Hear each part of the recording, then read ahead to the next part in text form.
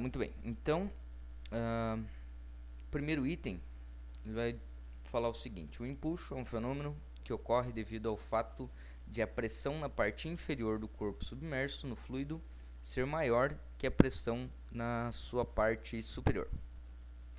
Pois bem, então vamos imaginar aí um recipiente com um fluido, com um líquido, e nesse líquido a gente vai colocar então um objeto que vai ficar mergulhado, submerso. Comumente a gente representa a pressão que o líquido exerce sobre esse objeto através de setinhas. Então você vai encontrar isso nos livros e tal. Essas setinhas, então, elas estão representando o que seria a pressão exercida pelo líquido nesse objeto que está submerso. Você pode observar que o tamanho dessas setas é diferente, né? Justamente por quê? Por causa dessa relação aqui, que é o que ajuda você a calcular a pressão exercida por um fluido a uma determinada profundidade. Então, se você olhar para essa expressão aqui, ela te permite calcular a pressão que o líquido exerce em função da densidade dele, da gravidade no local e dessa altura H.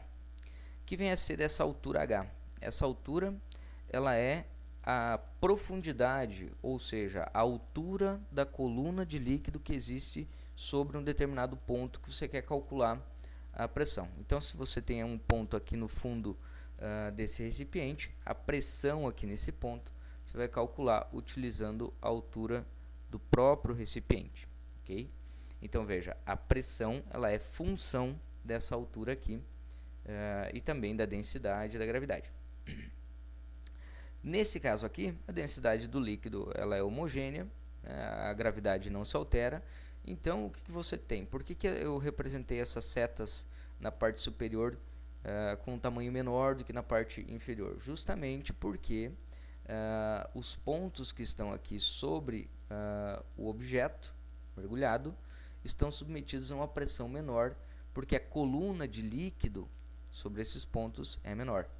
Então, na hora de eu fazer as contas, eu descubro que essa pressão sobre aqui a superfície superior é menor do que a pressão aqui sobre a superfície inferior desse objeto. Ok? Tá, mas o que isso tem a ver com o empuxo? Bom, de fato, o empuxo é uma força.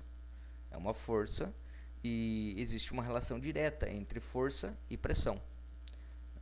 Mantida a área, se eu aumento a pressão, eu estou aumentando a força sobre um ponto, enfim.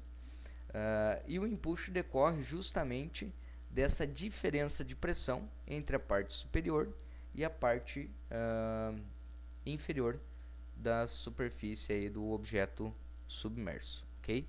Portanto, esse item é verdadeiro e numa prova de somatório você marcaria esse item, portanto.